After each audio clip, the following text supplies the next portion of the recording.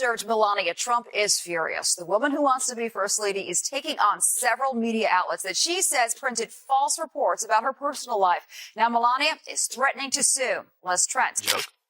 Funny thing to say. He's had a real problem with Elon from the beginning of this. But it's like he's in this leftist, he's in the most leftist thought bubble available, which is Hollywood. And, and I think also, he famously, there's some videos of him in blackface, and those came out, and he had apologized for them. And I think he took that hit and really doubled down the other direction. Jimmy Kimmel. For the fourth time, Kimmel hosted the Oscars before an adoring crowd of Hollywood stars who laughed and curried favor with the man who wore blackface so many times he's second only to Justin Trudeau in his fondness for the practice. Yes, some of the very same celebrities who wanted you to believe they were horrified after yours truly said in 2018 that people used to don dark makeup in order to imitate well-known black celebrities, and it wasn't a big deal. Joe Rogan and Megyn Kelly just turned Jimmy Kimmel's legal mess into late-night laughs. After Melania Trump hit him with a $100 million lawsuit that made no sense, Rogan called out the chaos with sharp honesty, while Kelly tore apart his fake moral act like a burned-up legal brief. The guy who built his career mocking others is now in the hot seat. The joke's all on him. If karma had a punchline, this would be it. You need to defend yourself all the time. As you may heard, I filed a few lawsuits, and I'm in the court now because they accuse me of doing stuff that I never did in my life, and they wrote lies, and I will not allow that. I will fight till the end because I don't want that they damage my reputation and my name. Late night comics would come on, and they occasionally would make us laugh, Piers. I mean, occasionally they understood that they were in the game of making everyone laugh. As you know, they've abandoned that game now, and they're just political operatives out there. Colbert, Kimmel, Seth Meyers, who I struggle to even mention that guy's name. He's such an absolute prick. Joe Rogan didn't hold back. He dove into the topic like a wrecking ball, all jiu-jitsu precision and podcast swagger. The moment news hit that Melania Trump had slapped Jimmy Kimmel with a $100 million lawsuit that made no sense, Rogan was all in. No hesitation, just that trademark smirk and the energy of a man ready to devour an elk steak on a carnivore diet. The irony was too perfect to ignore. Jimmy Kimmel, America's self-proclaimed king of virtue signaling, had finally landed the wrong punchline. And the backlash? Sweet, poetic justice. Watching it was like seeing a court jester get hit by his own pie. The guy who turned late night into therapy for guilty elites had finally met someone bold enough to say, enough. And Joe was here for every second. Obviously, Kimmel's love of blackface was not a deal breaker for ABC, which already employs him as a late night host, and which, in addition to its many Blackface Awards shows, also produced and promoted many shows and stars in blackface. It appears the real sin with blackface, you see, is talking about how standards on it. Joe started by breaking down Kimmel's change, or maybe more accurately, his decline. He used to be the guy cracking jokes, not taking life too seriously. Now he's a full-time scolder, glued to a teleprompter with a self-appointed savior complex. Rogan called it a spiritual makeover paid for by celebrity applause, leaving behind a smug moralist who thinks he's still funny. There's not a chance in hell that this is funny or gonna work. And when you see those flat, corny, late-night monologue jokes with no audience, Colbert, there's Jimmy Kimmel, there's Fallon. What they're doing is just like reading off of a teleprompter. So a bunch of really good joke writers wrote them some stuff, and then they're playing to the audience, and the audience is like laughing, so they get this feedback, and they know how to do that. They stand there, and there's applause signs. And then there's producers. There's the warm-up guy that's literally telling people to clap. They're like, okay, explain to the people. Yeah. Okay, when Jimmy comes out, I want a big round. But Joe saved his sharpest blows for Kimmel's habit of punching down and calling it activism. Here's a guy who preaches empathy, yet mocks Melania Trump's accent, like that's some kind of heroic act. First Lady, who never ran for office or held real power, became the target of Kimmel's recycled jokes. And now that she's hitting back legally, his team acts like free speech is some brand new idea they just discovered. For the practice? Yes, some of the very same celebrities who wanted you to believe they were horrified horrified after yours truly said in 2018 that people used to don dark makeup in order to imitate well-known black celebrities and it wasn't a big deal. Absolutely ate up the performance by Hollywood darling Mr. Kimmel, whose blackface costumes included his oft-repeated bit as basketball star Karl Malone. Now, Karl Malone never seen no flying saucer himself, but if he do, that's gonna be a...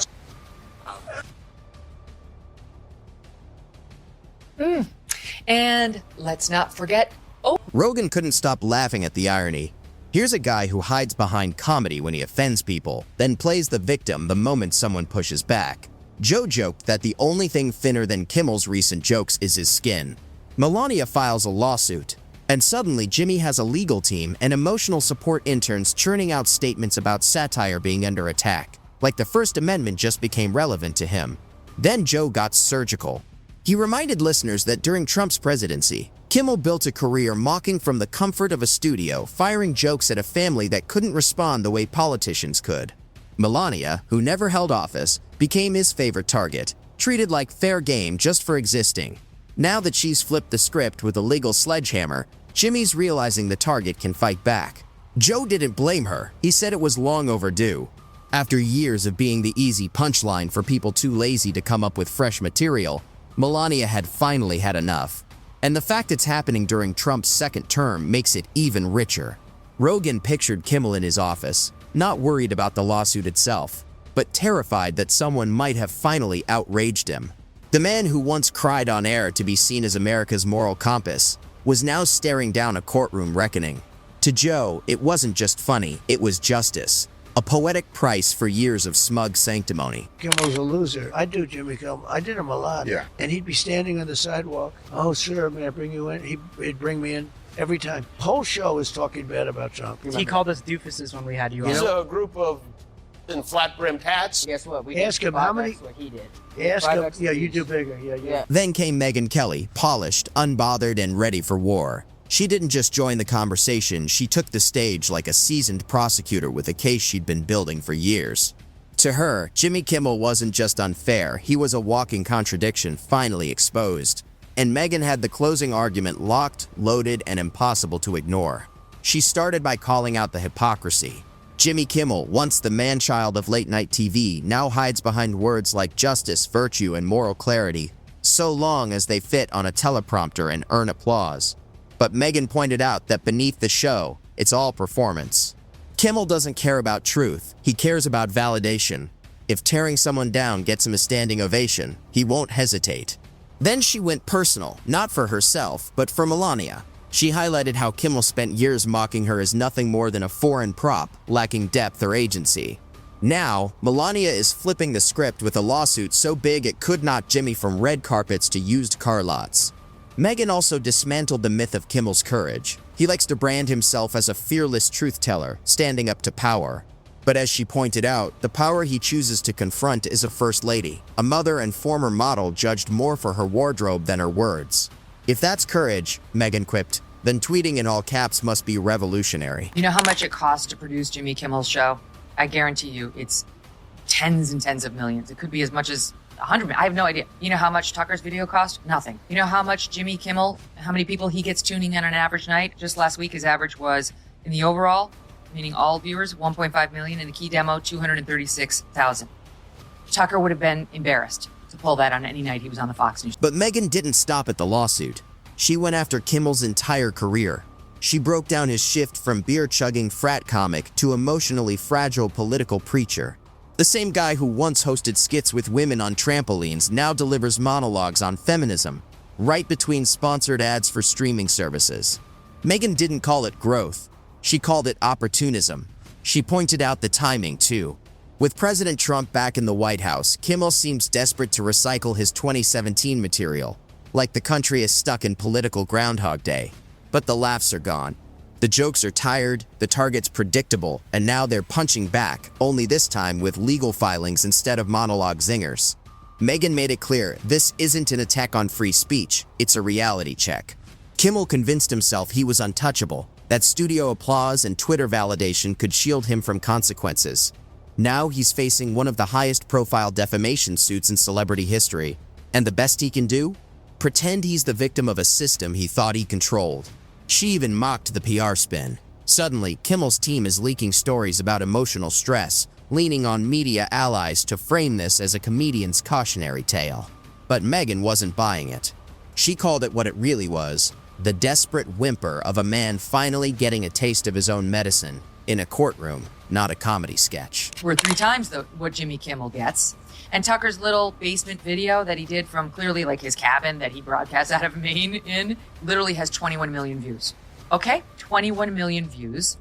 Whereas, as I point out, on ABC, a massive network that comes into your home for free that you have to make no effort to find, at best, Jimmy Kimmel can get 1.5 million. He needs to have a little self-perspective before going out there and hurling these insults because he looked. And Megyn wasn't about to let the context slide. She reminded everyone that this is all happening with Donald Trump back in the White House, the same Trump Jimmy Kimmel swore would never return. The man he built his entire persona against is now calling the shots from the Oval Office. Melania has lawyered up, and Jimmy's self-righteous sarcasm feels as stale as last week's punchlines. Back to Rogan, who saw Kimmel's meltdown as part of something bigger. This wasn't just a lawsuit, it was the collapse of a comedy class that forgot how to be funny. Joe remembered when late night was dangerous, edgy, and unpredictable. Now, he said it's therapy with a laugh track. And Jimmy? He became the poster child for that decline. Joe shredded the sob stories, the monologues pretending to be activism, and the fake outrage served with applause on the side. Kimmel stopped being a comedian. He became a glorified hall monitor, with the writing staff trading punchlines for virtue points. But now he's learning that moral grandstanding doesn't hold up in a courtroom. Then Megyn returned for her closer. She called out the bigger hypocrisy. Hollywood, the self-declared champion of women's empowerment, stayed silent while Kimmel spent years belittling Melania Trump. And now, with real money on the line, silence. No tweets, no support. As Megyn put it, Melania isn't part of their club, so the rules don't apply. How weak and pathetic is a guy like that? The Tonight Show, which is dying. They're all dying. Where's Johnny Carson? Bring back Johnny. It made you appreciate, right, Uncle Sam? It made you appreciate the greatness of Johnny Carson. I go on his show, and he goes, "Is that your real hair?" I said, "Yeah." He said, "Do you mind if I mess it up?" So he grabs it, and he starts really going crazy, right? And everybody laughed, and it was a big thing. It was a big hit. It was all over the place, and he got great ratings and all. And 6 months later, he went out because he was under pressure to apologize because he humanized. Megyn summed it up perfectly. This wasn't the death of comedy, it was the rebirth of consequences. After years of tossing darts from behind his desk, Jimmy Kimmel was finally feeling what it's like when one comes right back at you. Together, Rogan and Megyn didn't just react to the lawsuit. They exposed Kimmel's worst nightmare. Not the courtroom, but the truth. Behind the curtain wasn't a bold truth teller. It was a nervous narcissist addicted to applause. The laugh track may still play, but the mask has slipped. Joe called it karmic judo. Mock someone long enough, and you might just land face first. Megyn called it justice. Not served with malice, but with receipts, lawyers, and a very expensive invoice. The man who once dished out punchlines with smug flair now looked like he was dodging subpoenas. And the wildest part? He still didn't seem to get it. This wasn't about one-off jokes. It was a decade-long pattern of ridicule wrapped in self-righteousness. Now, someone had finally stapled a price tag to it. Joe even imagined Kimmel pacing his Hollywood office, oat milk in hand, while lawyers explained that slapping the word satire on it doesn't make the lawsuit disappear. Last night was the 96th Academy Awards show, and while you might have missed it, there was one clear winner. No, not Oppenheimer. It was sanctimonious leftists for their lead role in pretending they are better than you. Winner number 1, Jimmy Kimmel. For the 4th time, Kimmel hosted the Oscars before an adoring crowd of Hollywood stars who laughed and curried favor with the same guy who turned late night into a public therapy session was now quietly hoping the judge binged Netflix and had a soft spot for washed-up comedians. Rogan joked that if Kimmel tried his usual tear-filled apology routine in court, even the stenographer might crack up. Then Megyn jumped back in, sharper than ever, pointing out the silence from Kimmel's usual allies. Where were the comedians, activists, and celebrities who once rushed to applaud his political monologues? Gone. The minute it wasn't safe to clap, the clapping stopped. Megyn didn't hold back. She called it what it was, the quiet retreat of cowards. No one wanted to get caught in the blast zone of a 9-figure lawsuit, so all the moral warriors disappeared faster than last night's ratings. I will tell you, he's not the worst. The Daily Show has the worst ratings. They only have 366,000 people watching that show. During the Jon Stewart years, it was over 2 million. Now it's down to 300,000. Seth Meyers, absolutely dreadful. He doesn't even have 1 million. 778,000. I mean, in network television, this is, you don't have to pay for it. It's there when you turn on your TV. You plug it in. That's a dreadful number. Greg Gutfeld on cable, which you do have to pay for, it has more than double the numbers of Seth Meyers. Jimmy Kimmel, 1.5 million averaging. Also equally horrible. And then there's The Tonight Show with Jimmy Fallon, who, back when I was there, 2017-18, he was averaging 2.3 million a night. Now he's down to 1.3 million, Jesse. And he cannot afford the "you are toxic" controversy because he's also pulling in, reportedly, over $15 million a year. So you got all that money for 1.5 million in audience, which is a nothing. I mean, the middle of the day on Fox News gets that, or at least used to before the Tucker controversy. Megyn highlighted the absurdity of it all. Jimmy Kimmel, once hailed as the conscience of late night, is reduced to just another wealthy celebrity in full-blown panic mode. The man who spent years judging everyone else was now under the microscope himself. No cameras, no applause, just a courtroom, a stack of evidence, and a first lady who finally said, enough. Rogan wrapped it up with one last jab.